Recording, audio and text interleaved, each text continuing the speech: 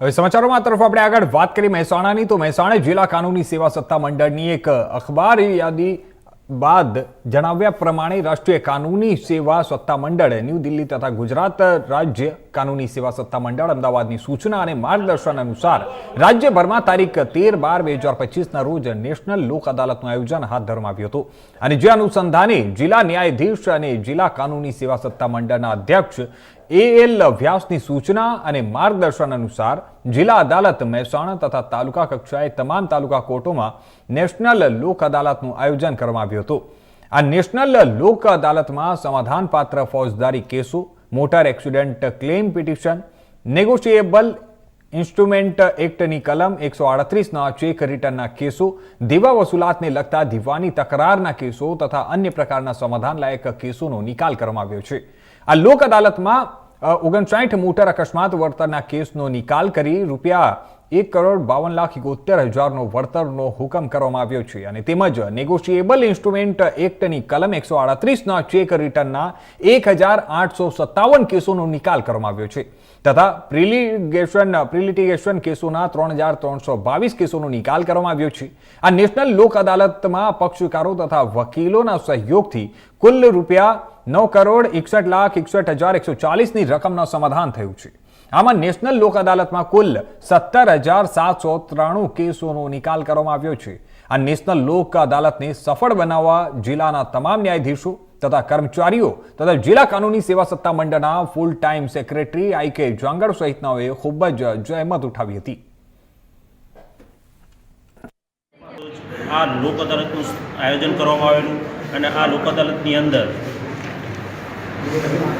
અરજદાર ડિમ્પલબેન ભાવેશભાઈના motor એક્સિડન્ટનો claim case હતો। એની અંદર 65 લાખ રૂપિયાની રકમમાં સમાધાન થયેલ છે અને તેઓને આજરોજ એ ચેક અર્પણ કરવામાં આવેલો છે।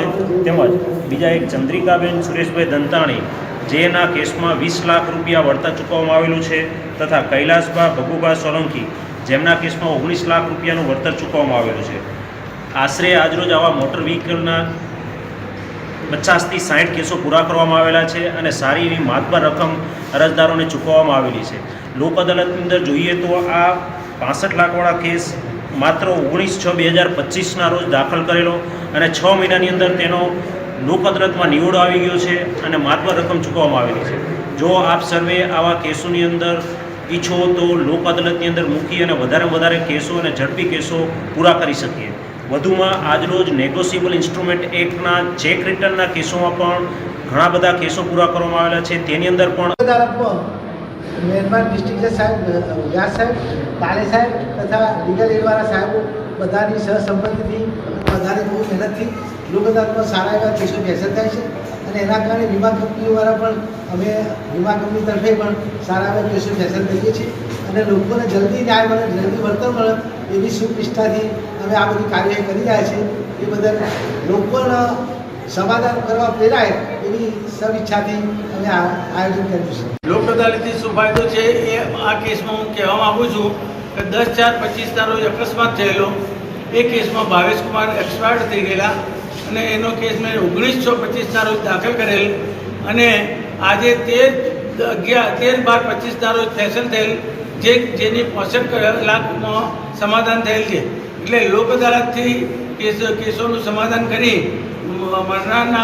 મરનારને વળતર જલ્દી મળે છે એટલે દરેકે લોક અદાલતમાં સમાધાન કરવું જોઈએ એવું મારું માનવું છે।